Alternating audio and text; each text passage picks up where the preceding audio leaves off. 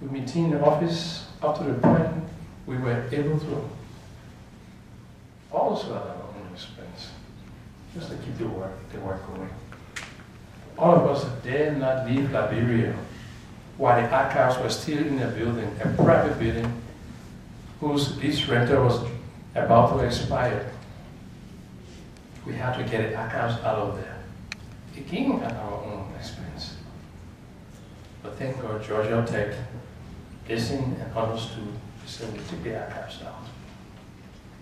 And then the US government provided transport to get the archives out of there.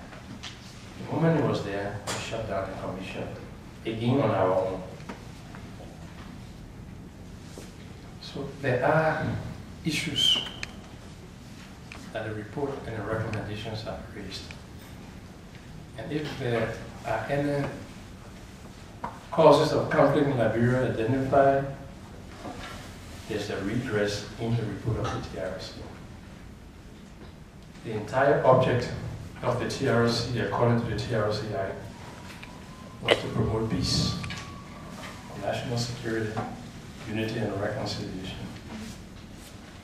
And if Liberia ignores those recommendations that were meant to advance those very objectives, we'll be doing so at our own peril. We'll be failing to learn from the lessons of history. There were many people who were visitors to Liberia and who were Liberians back in 1979, 1980. They saw what was coming, and they left never to return. But what no one knew was the scale of the atrocities. No one expected that it would have gone to that. Where a man would, from a distance, look at a woman in a term approaching his checkpoint, and then he asks his friend, "Can you tell me the sex of the fetus in that woman is carrying?" The friend said male, and he says female. Okay, let's bet and see who is correct. And that woman approaches the checkpoint, and she's disemboweled. So she tell me who is right. That is insanity. And there's a whole community of people responsible for that. And then we say, let's just forget it, because they are powerful people. What a powerful on that.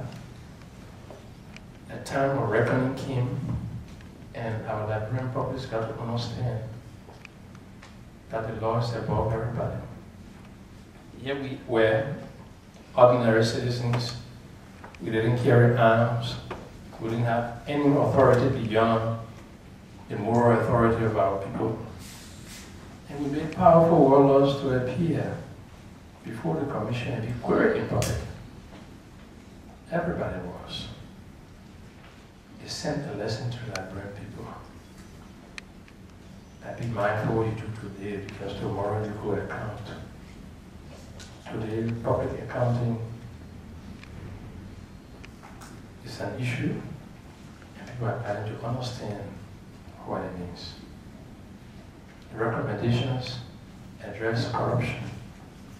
Recommendations address the proper use of national resources. Recommendation addresses issues of women empowerment, victims. There's a tendency for people, and we resist that, to say that all Liberians were victims, and so because of that, there can be no individual reparation. Even if I were a victim of the conflict, I would overcome that status of victimhood. And many of us have. But there are some people in our midst, without any assistance, without any attention, without any redress, they will never recover from that state of victimhood. They are the ones the TRC recognized and said attention should be given to them. Their issues should be redressed. And Cody spoke of 100,000 plus. We would have been crazy to think that everybody can be prosecuted. So we had to be creative about how to manage the situation. And so we determined that those who were most notorious in the perpetration of their crimes should be held accountable. And by the time we published the list, there was great relief because their victims knew that these people have been identified and they are held accountable. If they are prosecuted 20 years from now, so be it. But Liberia now knows who they were and what they did. And we dare publish the crimes that they committed. That is a step forward. And we're now mindful of the fact that because the recommendations are so far-reaching, it will take time to have them implemented. The President said his term is almost over. She may participate in elections and win or doesn't win. It doesn't matter.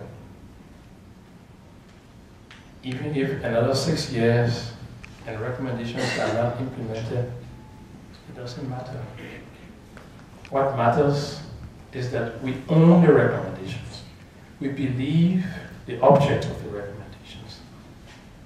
And we believe that it provides a way forward to a better future. And what is necessary is for us as a society to recognize that and begin the process of implementation. The question of political will and moral authority to implement recommendations stand very, very high as to whether the present governors of the country have the political will to do so. And the TRC Act said all recommendations should be implemented. So it's difficult to cherry pick. So if you have to implement one, you have to consider implementing the other. And what needs to be done is how. The Commission didn't play God and prioritize the recommendations or provide a time frame. All that flexibility was left with the implementers. We recommended the establishment of a trust fund for victims and identified multiple sources. I came in and we're discussing economic crimes. There are people in Liberia who have amassed wealth out of the war. And we went out of our way to identify a good number of them. Who should give back? Who should contribute to a reparation trust fund? And there are countries that were identified to be complicit to the conflict. If they have conscience, morality, and interest in Liberia, definitely they will contribute. So we didn't recommend the impossible. And while it is true prosecution may take the next 10 years to commence because of the political, the financial, and all of that, we ask for one thing. All of those who are involved should give us something. They should not participate in the political life of the country anymore.